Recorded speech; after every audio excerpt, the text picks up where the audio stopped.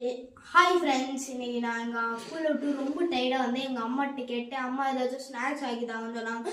நீனே ஒரு செஃப்பு, நீனே அதை ஆக்கி தின்னு அப்படின்னு எங்கள் அம்மா சொல்லிட்டாங்க. எனக்கு ரொம்ப ஷாக் ஆயிடுச்சு.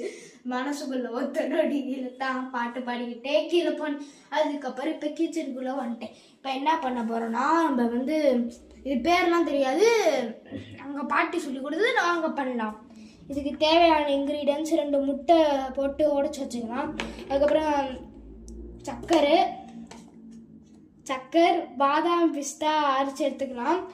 கேசரி பவுட்ரு, பால், கோதுமை, இதுதான் இன்க்ரீடியன்ஸ். இந்த ஜீனி 6 ஸ்பூன் போட்டுக்கலாம். கேசரி பவுட்ரு கொஞ்சமாக போடுங்க, உங்களுக்கு தேவைன்னா போடுங்க, தேவையில்லாட்டி போடாதீங்க. ஸ்மால் கப்பில் கோதுமை மாவு எடுத்து வச்சுக்கலாம், போட்டுடலாம். பால் ஊற்றிக்கலாம். உடனடியாக ஊற்றிடாதீங்க, கொஞ்சம் கொஞ்சமாக சேர்த்து கலக்கி பால் ஆன் பண்ணிக்கலாம். அரைச்சி வச்ச பாதாம் பிஸ்தாவை போட்டுக்கலாம். நெய் ஊற்றிக்கலாம்.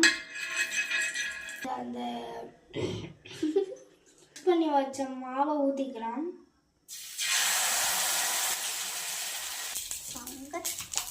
திரும்பி போடா. எனக்கு ப்ரெட்டும் ரெடி ஆச்சு ஃப்ரெண்ட்ஸ். உங்களுக்கு தேவைன்னா அணி போட்டுக்கோங்க, நான் போட்டிருக்கேன். ஃப்ரெண்ட்ஸ் எலும்பு சக்காட்டை கொடுக்கலாம்.